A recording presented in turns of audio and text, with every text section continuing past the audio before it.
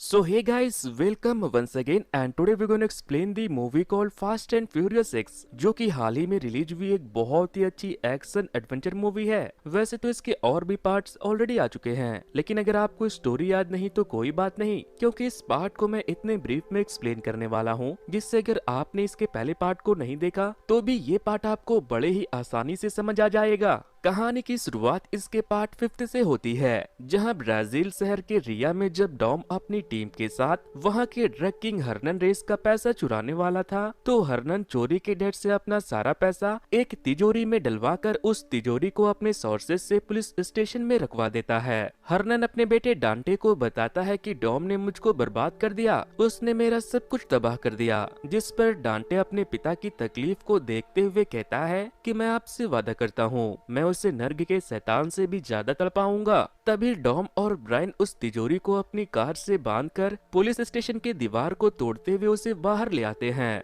जिस वजह से वहां की पुलिस उन दोनों के पीछे पड़ जाती है। डांटे भी अपने पिता के साथ उनका पीछा करने लगता है। डॉम डांटे की कार को तिजोरी से टक्कर मारकर उसे पुल से नीचे नदी में गिरा देता है। तिजोरी की वजह से डॉम की कार हर्नन रेस के गाड़ी में घुस जाती है, जिसकी वजह से हर्नन मारा जाता है, लेकिन उस दिन पानी में गिरने की वजह से डांटे बच जाता है। अब कहानी शुरू होती है आज के समय लॉस एंजलिस में। यहाँ डॉम अपने बेटे ब्रायन को उसकी 9 साल की उम्र में ही कार से ड्रिफ्ट मारना सिखा रहा था। फिर वो ब्रायन के साथ घर आ जाता है, जहाँ सारी फैमिली के लोग मिलते हैं। डॉम की माँ सबको लंच करने के लिए बुलाती है। लंच के बाद तेज रैमसे को बताता है कि एजेंसी चाहती है कि हम उनके लिए मिलिट्री से चोरी हुई एक हाईटेक क्वांटम कंप्यूटर चिप को रोम से उड़ा लें, क्योंकि कल ही उसे रोम से कहीं बाहर ले जाया जा रहा है। वहीं दूसरी तरफ हान डॉम से कहता है कि तुम्हारा बेटा जब 12 साल का होगा तो वो हम सबसे बेहतर होगा, जिस पर डॉम मुस्कुराते हुए कहता है कि नई पीढ़ी हमेशा पहले वाली पीढ़ी से बेहतर होनी चाहिए, यही एक पिता का फर्ज होता है। उसी रात डॉम लेटी के साथ अपने दूसरे बच्चे को पैदा करने का प्लान कर रहा था। तभी उनके दरवाजे पर कोई आता है। वो जब दरवाजा खोलते हैं तो उनकी सबसे बड़ी दुश्मन सैफर जख्मी हालत में वहां आई थी। डॉम उसको देखकर गुस्से से पागल हो जाता है, क्योंकि डॉम की पहली पत्नी एलिना को सैफर ने ही उसके आंखों के सामने मरवा दिया था। साइफर उससे कहती है कि तुम जरा ये सोचो कि मेरे पास कितनी बड़ी वजह रही होगी जो मुझे खुद यहाँ आना पड़ा। वो डॉम और लेटी को बताती है कि आज उसकी मुलाकात शैतान से हुई। वो सीधे मेरे ऑफिस में आया और उसने तुम्हें और तुम्हारे परिवार को मारने के लिए मेरी टेक्नोलॉजी और मेरे आदमी मांगे। मेरे मना करने पर उसने मेरे सभी आदमियों को बच्चों को उठवाकर उन्हें अपने तरफ कर लिया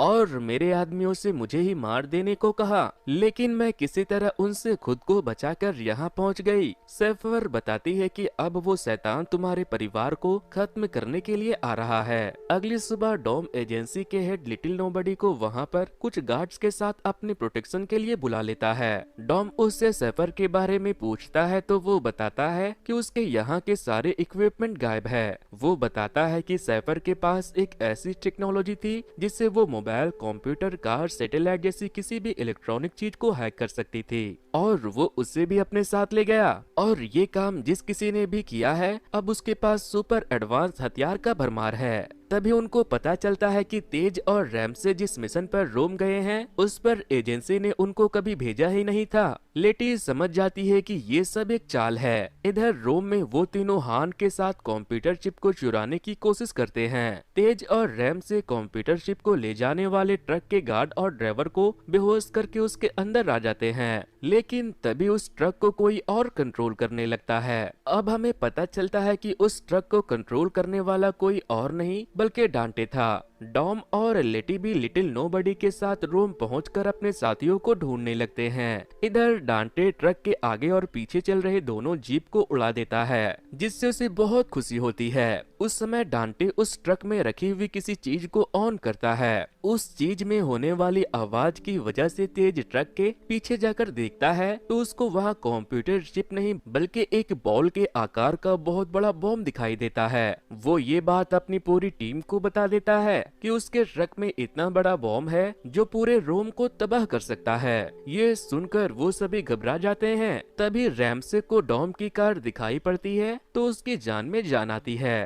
तभी नोबडी उनसे कहते हैं कि मैं इसको बंद कर सकता हूँ, तुम बस इस ट्रक को रोक लो। इन सब बातों को डांटे भी सुन रहा होता है, जिस वजह से वो किसी को भी ट्रक को रोकने नहीं देता। लेकिन वो ट्रक का पिछला दरवाजा खुल जाता है। इतने में डोम के ट्रक को रोकने की कोशिश में ट्रक पलट जाता है और वो बॉम्ब उसमें से निकलकर रोम के सड़कों पर किसी रोड रोलर की तरह लुढ़कने लगता है। वो बॉम्ब अपने रास्ते में आने वाली हर चीज को तबाह करने लगती है। तभी रोम पुलिस भी वहां आ जाती है, जो रैम से हान, तेज और रोमन को टेररिस्ट समझ रहे थे।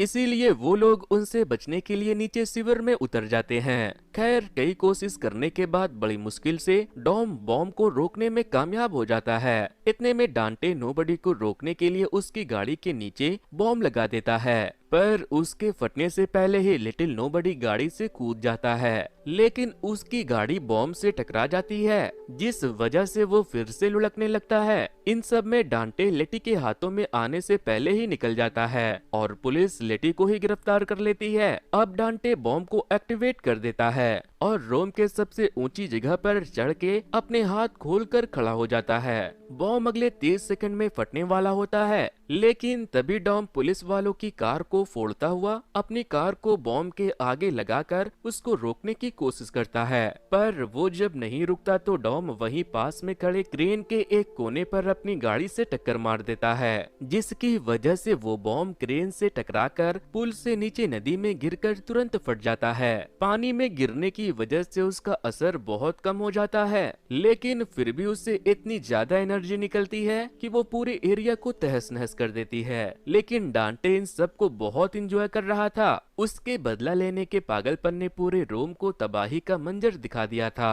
लेकिन इन सब के बावजूद उसका मन नहीं भरता। वो कहता है कि खेल तो अब शुरू हुआ है। इस घटना की वजह से वहाँ की पुलिस डॉम और उसकी पूरी टीम को जिम्मेदार मानते हुए उनको आतंकवादी घोषित कर देते हैं। अब उनके बचाव में एजेंसी के पिछले हेड मिस्टर नोबडी की बेटी टेस आगे आती है और कहती है कि हमें उन्हें बाहर निकालना होगा, क्योंकि उन्होंने हमारे देश के लिए बहुत कुछ किया है। लेकिन एम्स, जो लिटिल नोबडी के घायल हो जाने के बाद एजेंसी को लीड कर रहा था, वो टेस को डॉम और उसकी टीम के द्वारा किए गए सभी तरह के गैर कानूनी कामों को दिखाता है और बताता है कि उसने हमारे टॉप 3 लोगों को भी गुमराह किया है। तुम्हारे पिता भी उसके बहकावे में आ गए थे। इस पर टेस उसको बताती है कि डॉम और उसकी टीम ने एजेंसी के लिए कई बार अपनी जान जोखिम में डाली है, इसीलिए इस समय हमें उसके और उसके परिवार के साथ खड़ा होना चाहिए। पर एम्स नहीं मानता और वो उन सब को पकड़ने या मार देने के लिए पूरी एजेंसी को एक्टिवेट कर देता है। इसीलिए टेस वहाँ से चली जाती है।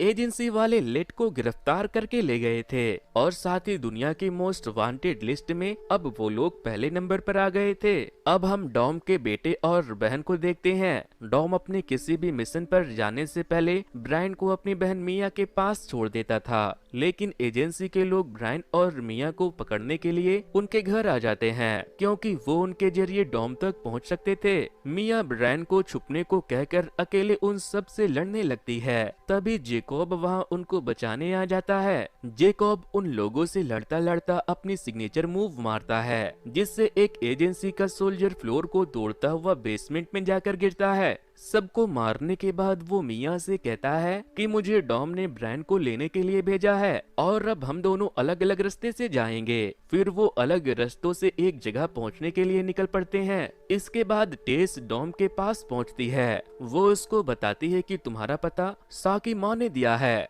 डॉम उसको पहचान लेता है और उसको बताता है कि तुम्हारे पिता के गायब होने से पहले एजेंसी अपने उसूलों पर चलती थी, पर अब वैसी नहीं है। टेस उसे बताती है कि एम्स अब अपनी पूरी ताकत के साथ तुम्हें पकड़ने आ रहा है। वो उसे ये भी बताती है कि असल में जो तुम्हारी टीम को खत्म करना चाहता है वो हर्नन रेस का बेटा डांटे है। जिस पर डोम उससे कहता है कि तुम मेरा रियो जाने का इंतजाम करो, क्योंकि डांटे अब वहीं था और साथ ही वो लेटी को छुड़ाने के लिए भी कहता है। टेस उसको बताती है कि लेटी को छुड़ाना मुमकिन नहीं है, क्योंकि उसे एक गुप्त जेल में रखा गया है। जिस पर डॉम उसे अपना लॉकेट देकर कहता है कि नामुमकिन कुछ नहीं होता, अपने आप पर भरोसा रखो, तुम उसको वहाँ से निकाल सकती हो। इतनी देर में रोमन, हान, रैमसे और तेज एक कार्गो कंटेनर की मदद से रोम से निकलकर लंदन पहुँच गए थे।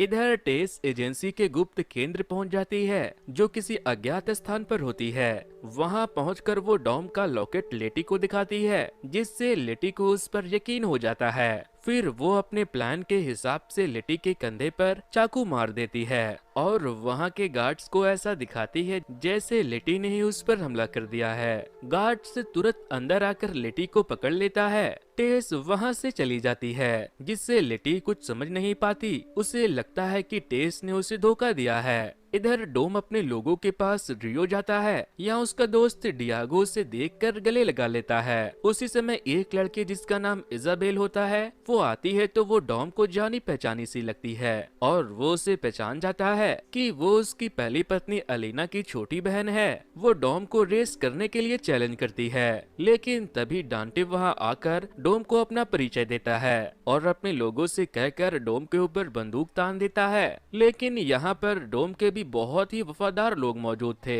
जो उसके लिए अपनी जान तक दे सकते थे। वो भी डांटे के लोगों पर बंदूक तान देते हैं, जिसके बाद डांटे उसे रेस करने को कहता है। डॉम खून खराबे से बचने के लिए रेस करने को तैयार हो जाता है। अब रेस में 4 लोग होते हैं, डांटे, डोम, डियागो और इजाबेल। रेस शुरू होती है। तभी डोम को पता चलता है कि डांटे ने डियागो और इजाबेल के कार में बॉम्ब लगा दिया है। फिर डांटे डॉम से पूछता है कि तुम किसको बचाओगे। तभी वो इजाबेल को बचाने की कोशिश करता है, जिसकी वजह से डांटे डियागो की कार उड़ा देता है, जिससे कि वो वहीं मर जाता है। लेकिन वो इजाबेल की कार को भी बॉम्ब से उड़ाने वाला ही था, मगर इससे पहले डॉम इजाबेल की कार को टक्कर मारकर उसका बॉम्ब कार से अलग कर देता है, जिसकी वजह से इजाबेल की कार पलट जाती है और बॉम्ब फटने का ज्यादा असर नहीं होता। डॉम तुरंत इजाबेल को उसकी कार से निकालता है, लेकिन इस दौरान डांटे रेस जीत जाता है। इधर एजेंसी के गुप्त ठिकानों पर एजेंसी वाले लेटी के घाव को लेजर टेक्नोलॉजी की मदद से भर देते हैं। अब जैसे ही उसे होश आता है तो वो अपने बगल में सैफर को लेटी हुई देखती है। अगली सुबह डांटे डॉम और उसके पूरे टीम के बैंक अकाउंट को हैक करके उनका सारा पैसा निकाल लेता है। इस बात का पता जैसे उन सबको लगता है तो रोमन को छोड़कर सारे लोग परेशान हो जाते हैं, क्योंकि इस लड़ाई को लड़ने के लिए उन सबको हथियार और कार चाहिए था। तभी रोमन अपने जैकेट खोलकर दिखाता है। उसने अपने कमाई के सारे पैसे अपने जैकेट में ही रखे थे।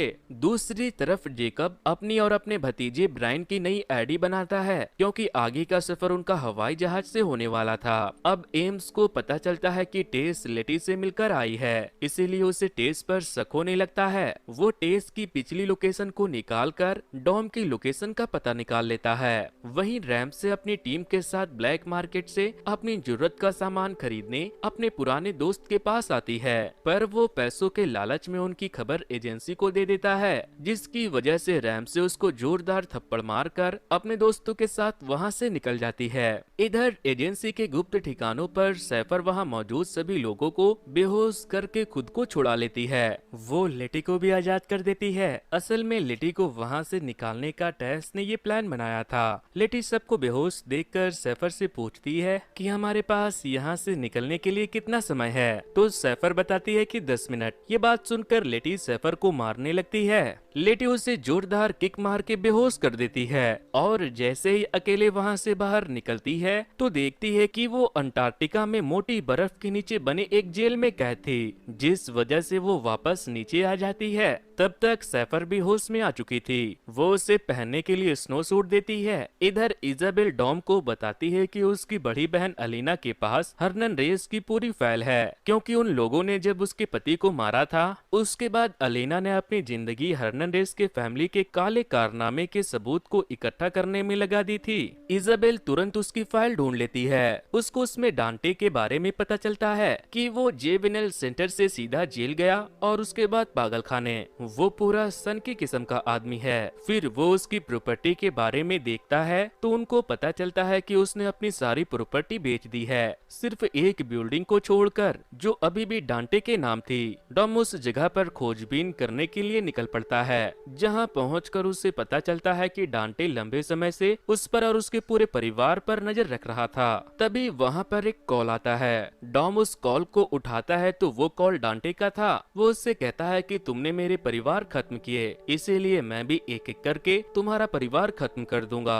डांटे वो कॉल इजाबेल के घर के बाहर खड़ा होकर कर रहा था, तभी एम्स वहां आकर डॉम को पकड़ लेता है। इधर हान सबको सामान लेने के लिए ऐसी जगह ले जाता है जहां वो कभी जाना नहीं चाहता था। वो सबको बाहर रोककर घर का दरवाजा खटखटाता है। उस घर में एक आदमी पंचिंग बैग पर बॉक्सिंग की प्रैक्टिस कर रहा था। वो अपना दरवाजा खोलता है तो वो शाह होता है। शाह हॉन को पकड़कर घर के अंदर पटक देता है और अपना दरवाजा बंद कर देता है। रैम से तुरंत अपना कंप्यूटर निकालकर उसके दरवाजे को खोलने में लग जाती है। इधर शाह हान से कहता है कि तुम मरे हुए ही ठीक थे, जिंदा क्यों हो गए। वो उससे लड़ने लगता है। लड़ते लड़ते वहाँ एजेंसी के लोग भी आ जाते हैं और जितने भी लोग अंदर आ गए थे शाह सबको मार देता है। फिर वो हान को पकड़कर उससे पूछता है कि क्या तुम मुझे मारने के लिए आर्मी लेकर आए हो। तो हान उसे बताता है कि वो मुझे भी मारना चाहते हैं। तभी वहाँ एजेंसी के और लोग भी आ जाते हैं, जिसे वो दोनों मिलकर मार डालते हैं। तभी रैमसे और बाकी के लोग भी दरवाजा खोलकर अंदर आ जाते हैं। फिर अचानक से वो देखते हैं कि उस बैग में से एक रशियन आदमी निकलता है और वो वहाँ से नंगा ही भाग जाता है। इस आदमी को सॉयस के 9 पार्ट के मिड क्रेडिट सीन में ऐसी जानकारी पाने के लिए मार रहा था जो उसके पास पहले से ही मौजूद थी। सा उसके साथ सिर्फ एक्सरसाइज कर रहा था।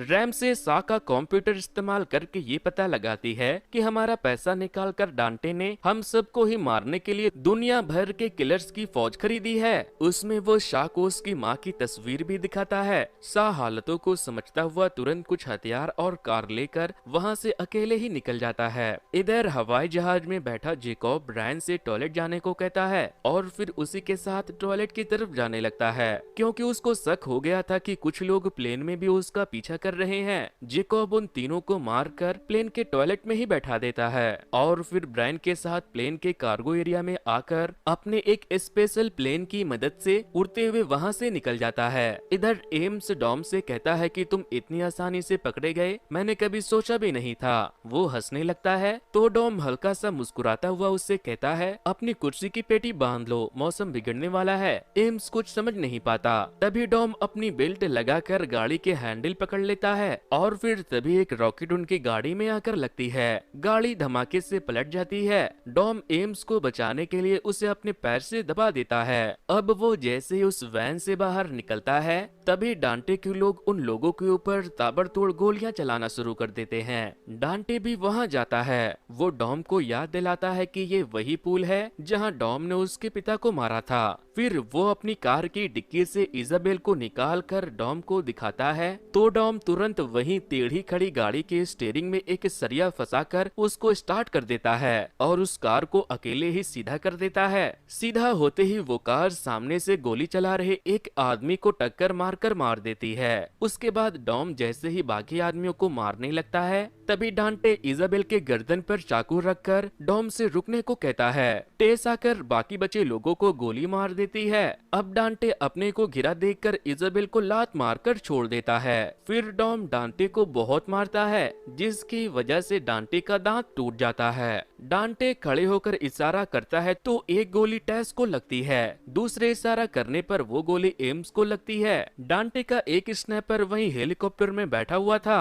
जो उसके इशारा करने पर गोली चला रहा था। फिर वो इजाबेल पर निशाना लगाकर 5 सेकंड का इशारा करता है, लेकिन गोली चलाने से पहले ही डॉम उसको बचा लेता है। इतने में डांटे टेस के जेब से गॉड्स आई निकाल लेता है जिसे रैमसे ने बनाया था, लेकिन टेस ने उसको एजेंसी के हेडक्वार्टर से चुरा लिया था जब वो एम से मिलने आई थी। गॉड्स आई जो कि एक छोटा सा कंप्यूटर था, उसकी मदद से वो किसी के भी लोकेशन को ट्रैक करके उसका पता लगा सकता था। डांटे वहाँ से जाने से पहले डॉम से कहता है कि तुमने मेरे पिता को इसी जगह मारा था। फिर वो उसको गॉड्स आई दिखाकर बताता है कि अब मुझे पता है कि तेरा बेटा कहाँ है, और फिर वो हेलीकॉप्टर में बैठकर वहाँ से निकल जाता है। डॉम तुरंत टेस को देखता है, गोली उसके कंधे में लगकर निकल गई थी। फिर टेस डॉम को उसका लॉकेट वापस करके कहती है कि तुम उसे रोक सकते हो, जिसके बाद इजाबेल टेस को हॉस्पिटल ले जाती जाती है। इतने में एम्स भी खड़ा हो जाता है क्योंकि उसे उसके बुलेट प्रूफ जैकेट ने बचा लिया था।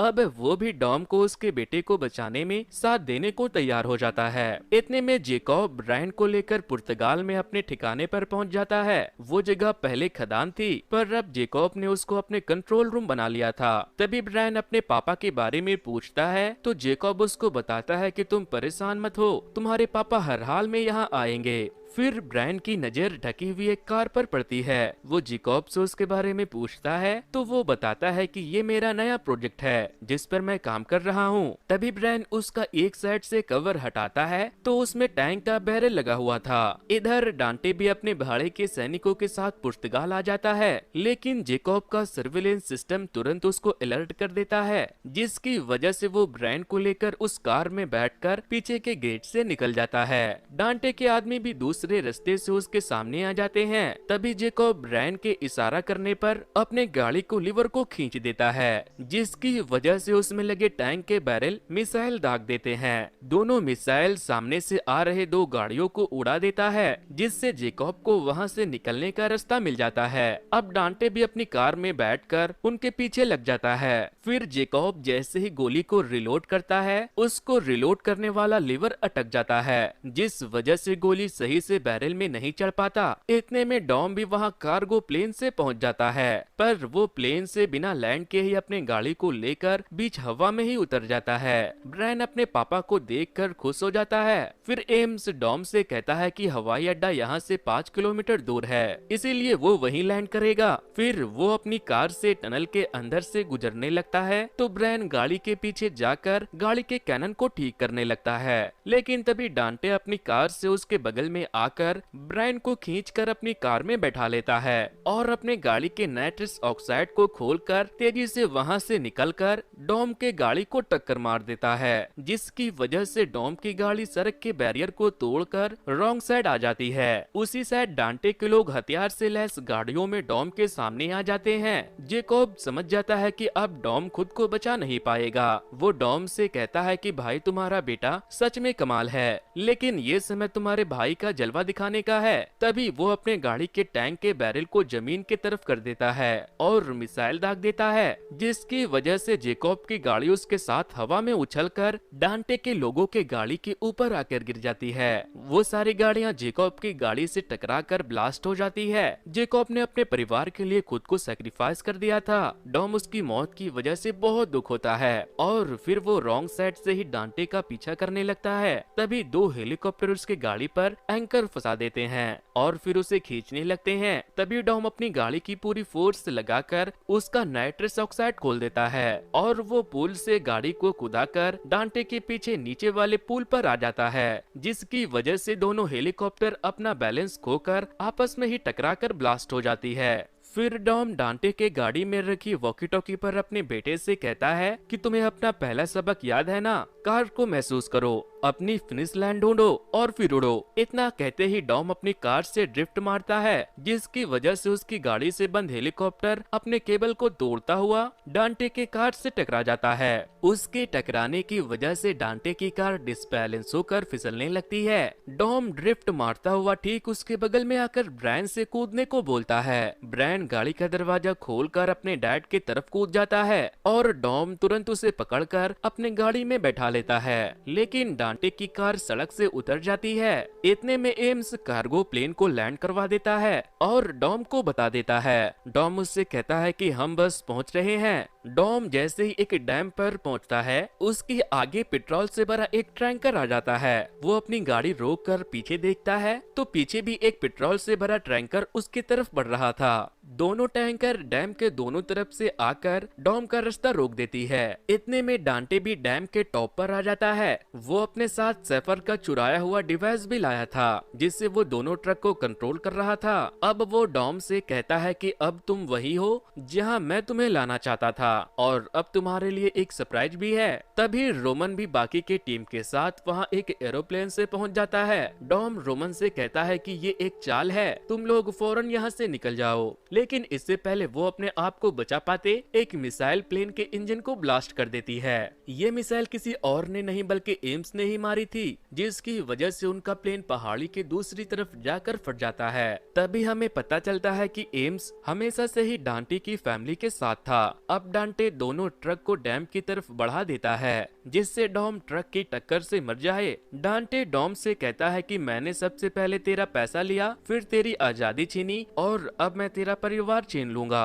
वहीं ब्रायन अपने पापा से कहता है कि आप भरोसा रखो। डॉम उसकी बात सुनकर हल्का सा मुस्कुराता है और फिर डांटे से कहता है कि तुमने एक गलती कर दी कि मेरी कार मुझसे नहीं छीनी। इतना कहते ही डॉम ट्रक के टकराने से पहले ही कार को डैम से नीचे कूदा देता है। ट्रक के आपस में टकराने की वजह से बहुत बड़ा ब्लास्ट होता है। इससे पहले ब्लास्ट से निकली आग डॉम और उसके बेटे को जला देती। डॉम तुरंत अपनी कार का नाइट्रस ऑक्साइड खोल देता है, जिसकी वजह से उनकी गाड़ी आग से बाहर सीधे पानी में कूद जाती है। फिर वो अपने बेटे को पानी से बाहर निकालता है और उसे गले से लगाता है। तभी डांटे उससे कहता है कि अब तुम्हारे मरने का समय आ गया है। इतना कहते ही डांटे उस डैम पर पहले से ही लगे बॉम्ब को एक्टिवेट कर देता है, जिसे देखकर डॉम समझ जाता है कि अब उसका अंत आ गया है। दूसरी तरफ सैफर लेटी को लेकर पैदल ही अंटार्कटिका की बर्फ को पार कर रही थी। फिर वो दोनों जैसे एक पहाड़ी पर चढ़ते हैं, एक सबमरीन बर्फ को तोड़ते हुए ऊपर आ रही है, जिसमें से गिजेल निकलती है और वो भी जिंदा, क्योंकि इसके 6 पार्ट में हान को बचाने में वो खुद को सैक्रिफाइस कर चुकी थी। लेकिन अब वो भी हान की तरह जिंदा थी। लेटी उसको देखकर हैरान हो जाती है, तो सैफर उससे पूछती है कि क्या अभी भी तुम्हें मेरा प्लान घटिया लग रहा है, और फिर ये कहानी यहीं पर खत्म हो जाती है। अब हमें इस मूवी का पोस्ट क्रेडिट सीन दिखाया जाता है। डॉम जब हर्नन रेस के पैसे को लेकर भागा था, तो डांटे के पिता पर गोली चलाई थी हॉब्स ने। इसका मतलब डांटे का अगला शिकार हॉब्स यानी कि दी रॉक होने वाला है। इसी के साथ ये मूवी यहीं पर खत्म हो जाती है। वैसे इसके 3 पार्ट और आने वाले हैं, जिससे मुझे लगता है कि डॉम, उसका बेटा ब्रायन और उसकी पूरी टीम एक बार फिर से जिंदा हो जाएगी। तो विल गाइस, आज के वीडियो में इतना ही। ये वीडियो आपको कैसी लगी हमें कमेंट करके जरूर बताना। वैसे दोस्तों, कुछ दिनों पहले मैंने एक ऐसे मूवी को एक्सप्लेन किया था। अगर आप लोगों ने उसे नहीं देखा तो वॉच नेक्स्ट पर क्लिक करके उसे जरूर से देख लेना। Thanks, good bye.